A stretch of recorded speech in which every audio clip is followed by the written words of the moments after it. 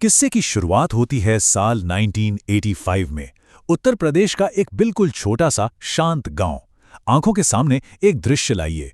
सुबह की गुनगुनी धूप, हवा में लहराते सरसों के खेत और कच्ची धूल भरी सड़कें। लेकिन इस बेहतरीन शांति के ठीक बीच में एक ऐसी कश्मकश चल रही है जिसका किसी को अंदाजा नहीं। हमारा मुख्य किरदार है अज्जू, 24 साल का एक दुबला पतला लड़का। पर इस शांत माहौल के बिल्कुल उलट अज्जू के चेहरे पर हमेशा एक घबराहट रहती है। उसकी सांसें तेज चलती हैं, वो अनजान लोगों से मिलने में डरता है, और सच कहूं तो उसके अंदर इतना डर बैठा हुआ है कि गांव वाले उसे बस एक कमजोर लड़का ही समझते हैं। और उसका ये डर तब और भयानक रूप ले लेता है जब उसे घर का राशन लेने शहर जाना पड़ता है। ये छोटा सा सफर उसके लिए किसी बुरे सपने से कम नहीं। जैसे ही वो अपनी साइकिल शहर की भीड़ में लाता है, अचानक सब कुछ अफरा तफरी में बदल जाता है। कान फाड़ने वाले हॉर्न, एकदम बगल से निकलते बड़े बड़े ट्रक और उड़ती हुई धूल जो सीधे आंखों में चुभती है। ये बिल्कुल एक सेंसरी ओवरलोड जैसा है। उसकी धड़कन एकदम तेज हो जाती है, हाथ कांपने लगते हैं, यहां तक कि सड़क पार करते वक्त वो घबराकर बीच में ही जम जाता है। ये सारा शोर उसके अंदर के डर को और बड़ा कर देता है। अब दुकान के अंदर का मंजर तो और भी पीड़ादायक है। अज्जू अंदर आते ही पूरी तरह डर से सहम जाता है। वो हकलाने लगता है, यहां तक कि सबसे आसान शब्द भी उसके गले में अटक जाते हैं। आसपास खड़ी भीड़ उस पर हंसती है, उसका मजाक उड़ाती है। पर तभी एक कैशियर अपना काम छोड़कर उसके पास आता है। बिना कोई मजाक उड़ाए वो एकदम शांति से उसकी बात सुनता है। एक अनजान इंसान की इस छोटी सी दयालुता ने अज्जू के सामने जैसे एक आईना रख दिया। उसे एक कड़वा सच समझ आया कि उसका पूरा जीवन इस डर की जंजीरों में बंधा हुआ है, और ये एहसास उसे अंदर तक झकझोर देता है। उसी रात गांव की उस ठहरी हुई शांति में जब दिए की रोशनी हल्की हल्की कांप रही थी, अज्जू सो नहीं पा रहा था। वो दीवार पर लगे कैलाश पर्वत के एक पुराने पोस्टर को देख रहा था। उसके दिमाग में चल रही थीं अनजान रास्तों की, मौत जैसी ठंड और बर्फीले तूफानों की कहानियां। और यहीं ठीक इस पल में उसके अंदर से एक आवाज आती है, अगर मैं अपने जीवन के सबसे बड़े डर को हरा दूं ना, तो हर छोटा डर हमेशा के लिए खत्म हो जाएगा। बस यही वो लम्हा था जब उसने दुनिया की सबसे खौफनाक यात्रा, कैलाश यात्रा पर निकलने का एक अटल फैसला कर लिया। लेकिन सुनने में जितना आसान लगता है, रास्ता उतना था नहीं। भारत चीन युद्ध के करीब 20 साल बाद ये रास्ता दोबारा खुला था, और पूरे देश से साल में सिर्फ 1000 लोगों को चुना जाना था। अब शुरू होता है महीनों तक चलने वाला एक नया संघर्ष।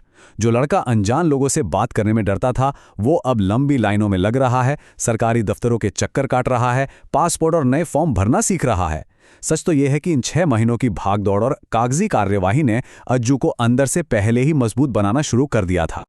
और फिर सामने आती हैं एक और बड़ी दीवार, पैसा।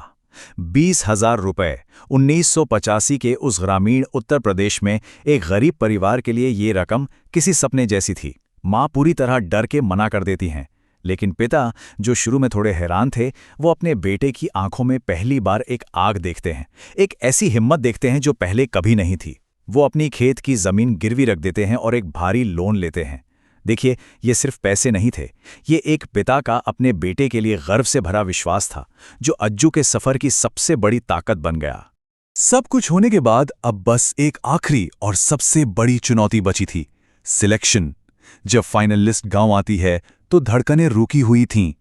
शुरुआती 900 नामों में अज्जू का नाम था ही नहीं। एक घैनी निराशा हावी होने ही वाली थी कि अचानक अगला पन्ना पलटते ही लिस्ट सामने आती है, और उसमें 7वें नंबर पर लिखा था अज्जू। अपना नाम देखते ही उसके हाथ कांपने लगते हैं और गालों पर आंसू लुढ़क आते हैं। जिंदगी में पहली बार ये डर के नहीं बल्कि खुशी के आंसू थे, और वो हमेशा घबराया रहने वाला लड़का सच में दिल से मुस्कुराता है। और अब अज्जू अकेला नहीं था। पूरे जिला से चुना जाने वाला वो अकेला व्यक्ति था। तो उसके जाने से ठीक पहले एक कमाल का दृश्य बनता है। पूरा का पूरा गांव उसके आंगन में उमड़ पड़ता है। लोग आगे आकर उसे अपने अपने छोटे छोटे तोहफे दे रहे हैं। कोई सिक्के दे रहा है, कोई रुद्राक्ष की माला, कोई तांबे की पानी की बोतलें। सब अपना आशीर्वाद और फूल बरसा रहे हैं। अब अज्जू सिर्फ अपने लिए सफर नहीं कर रहा था, वो अपने कंधों पर एक पूरे गांव का विश्वास और उनकी दुआएं लेकर चल रहा था। अब यहां से ये यात्रा बिल्कुल किसी बड़े पर्दे की फिल्म जैसी हो जाती है। जैसे जैसे अज्जू आगे बढ़ता है, आसपास के दृश्य पूरी तरह बदल जाते हैं। विशाल धुआं छोड़ती स्टीम इंजन की ट्रेन, उसके बाद वो पुरानी बसें जो खतरनाक कोहरे से भरी हिमालयी चोटियों पर रेंग रही हैं। नीचे कानों को सुनकर देने वाली उफानती नदियां बह रही हैं। रास्ते में एक कड़ी मिलिट्री मेडिकल परीक्षा भी होती है, जहां डॉक्टर शक भरी नजरों से देखते हैं कि ये पतला दुबला लड़का इस सफर में बचेगा भी या नहीं। पर अज्जू उसे भी पार कर लेता है और आखिरकार हिमालय की उस महान और रहस्यमयी दुनिया में प्रवेश करता है। लेकिन सच कहूं, असली परीक्षा तो तब शुरू होती है जब पक्की सड़कें खत्म हो जाती हैं। अगले 2 हफ्ते दोस्तों 200 किलोमीटर का भयानक ट्रैक, नीली बर्फीली ठंड ऐसी जिसमें हवा तक जमी हुई महसूस हो, पैरों में खून से भरे छाले पड़ जाते हैं। ऊंचाई की वजह से ऑक्सीजन इतनी कम होती है कि हर एक सांस के लिए लड़ना पड़ता है। लेकिन इस असहनीय दर्द के बीच भी एक चमत्कार हो रहा था। अज्जू अंदर से बदल रहा था। वो सिर्फ खुद नहीं चलता, बल्कि दूसरे गिरे हुए यात्रियों को सहारा देता है। रात को जब आग जलती है तो आत्मविश्वास से भजन गाता है। गांव का वो सहमा हुआ लड़का अब धीरे धीरे एक निडर यात्री बन चुका था। इस बदलाव को जरा ऐसे समझिए। जब सफर लिपुलेख पास पर पहुंचता है, हरी पहाड़ियां छूट जाती हैं और ठंडा तिब्बती पठार शुरू होता है। यहां उनका सामना होता है चीनी सैनिकों से। अब याद कीजिए, वो लड़का जो गांव की एक दुकान में बोलने से घबराता था, और अब यहां देखिए, वही अज्जू एकदम अनजान मिलिट्री ऑफिसर्स के सामने बिना किसी झिझक के आंख मिलाकर बात कर रहा है। उसकी आंखों का वो पुराना खौफ जैसे हवा में पूरी तरह गायब हो चुका था। सफर के इस पड़ाव पर एक बेहद सुनहरा और रूहानी पल आता है। पवित्र मानसरोवर झील। शाम का वक्त है, चमकता हिमालयी आसमान और उस शांत झील पर पड़ती हुई उसकी परछाई। अज्जू जब आगे बढ़कर उस बर्फीले ठेस जल में अपना पहला कदम रखता है और हल्के स्वर में ओम नमः शिवाय का जाप करता है, तो वो पल बिल्कुल जादू जैसा बन जाता है। झील की हर लहर के साथ ऐसा लगता है जैसे उसके अंदर बसी हर एक हिचकिचाहट, सारा डर और बरसों का तनाव उस पानी में हमेशा के लिए धुल गया हो। पर इस रूहानी शांति के तुरंत बाद आती है मौत को टक्कर देने वाली चुनौती। कैलाश परिक्रमा का वो भयंकर डोलमा लापास। यहां ऑक्सीजन लगभग ना के बराबर है। हवाएं ऐसी चल रही हैं जो हड्डियों को चीर दें। और फिर आता है कपड़ों को फाड़ देने वाला बर्फीला तूफान। रास्ते में कई लोग हिम्मत हार कर गिर जाते हैं। अज्जू का शरीर भी अब पूरी तरह जवाब देने लगता है। उसकी पलकों पर बर्फ जम जाती है।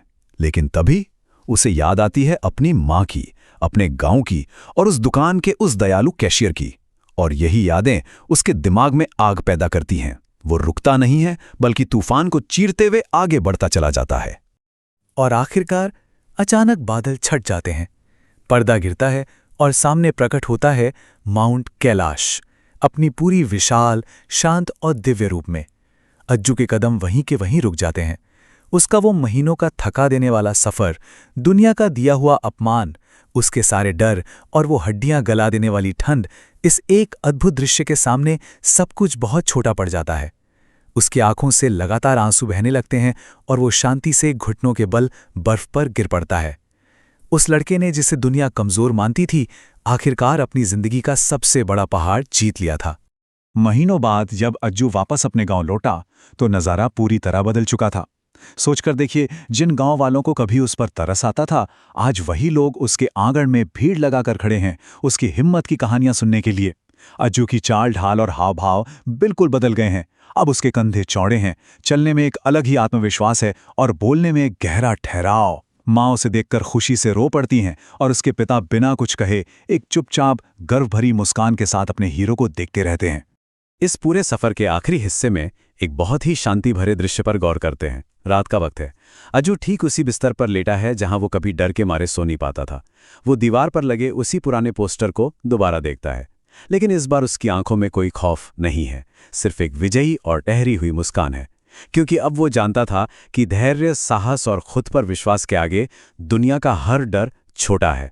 आज की हमारी ये पेशकश यही खत्म होती है, लेकिन एक आखिरी सवाल आप सबके लिए छोड़कर जा रही है कि आखिर हमारे अंदर वो सबसे बड़ा कैलाश कौन सा है जिसे जीतना अभी बाकी है।